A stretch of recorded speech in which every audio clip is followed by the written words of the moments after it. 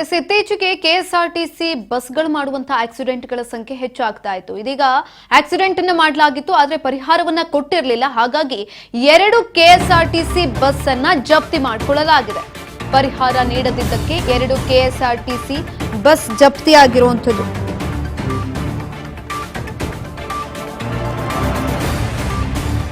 ಬೀದರ್ ಜಿಲ್ಲೆಯ ಔರಾದ್ನಲ್ಲಿ ನಡೆದಿದ್ದಂತಹ ಅಪಘಾತ ಇದು. ಬೈಕ್ ಸವಾರ ವೀರಭದ್ರ ಎನ್ನುವವರು ಮೃತಪಟ್ಟಿದ್ದು. 36 ಲಕ್ಷ ಪರಿಹಾರ ನೀಡುವಂತೆ ನ್ಯಾಯಾಲಯ ಆದೇಶವನ್ನ ಕೂಡ ಕೊಟ್ಟಿತ್ತು. ಆದರೆ ಪರಿಹಾರವನ್ನ ಕೊಟ್ಟಿಲ್ಲ.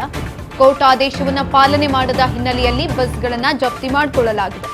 2 ಕೆಎಸ್ಆರ್ಟಿಸಿ ಬಸ್ ಅನ್ನ ಜಪ್ತಿ ಮಾಡಿರುವಂತದ್ದು. 2024 ಫೆಬ್ರವರಿ 28ನೇ ತಾರೀಕಿನಂದು ಬೈಕ್ಗೆ ಬಸ್ ಡಿಕ್ಕಿಯಾಗಿತ್ತು. ಬೀದರ್ ಜಿಲ್ಲೆಯ ಔರಾದ್ನಲ್ಲಿ ಒಂದು ಅಪಘಾತ ಸಂಭವಿಸಿತ್ತು. ಹಾಗಾಗಿ ಕೋರ್ಟ್ ವಿಚಾರಕ್ಕೆ ಸಂಬಂಧಪಟ್ಟಂತೆ ಆದೇಶವನ್ನ ಕೂಡ ಕೊಟ್ಟಿತ್ತು. 36 ಲಕ್ಷ ಪರಿಹಾರವನ್ನ ಕೊಡಬೇಕು ಅಂತ, ಆದ್ರೂ ಕೂಡ ಕೊಟ್ಟಿಲ್ಲ.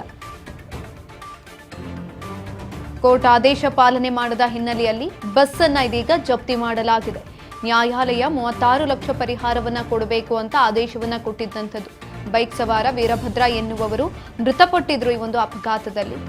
ಆದ್ರೆ ಪರಿಹಾರವನ್ನ ಕೊಟ್ಟಿಲ್ಲ. ಹಾಗಾಗಿ 2 ಕೆಎಸ್ಆರ್ಟಿಸಿ ಬಸ್ ಅನ್ನ ಇದೀಗ ಜಪ್ತಿ ಮಾಡಿಕೊಳ್ಳಲಾಗಿದೆ. ನ್ಯಾಯಾಲಯ ಆದೇಶವನ್ನ ಕೊಟ್ಟರೂ ಕೂಡ ಪರಿಹಾರವನ್ನ ಕೊಟ್ಟಿಲ್ಲ. ಬಸ್ ಅನ್ನ ಜಪ್ತಿ ಮಾಡಿಕೊಳ್ಳಲಾಗಿದೆ ಇದೀಗ. 2024 ಫೆಬ್ರವರಿ 28ನೇ ತಾರೀಕಿನಂದು ನಡೆದಂತಹ ಅಪಘಾತದಲ್ಲಿ ಓರ್ವ ವ್ಯಕ್ತಿ ಸಾವನ್ನಪ್ಪಿದ್ರು.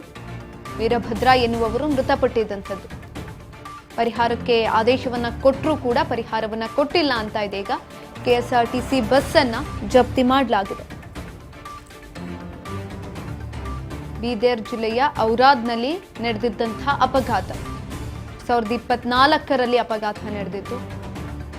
ಓರ್ವ ವ್ಯಕ್ತಿ ಸಾವನ್ನ ಕೂಡ ಅಪ್ಪಿದ್ರು.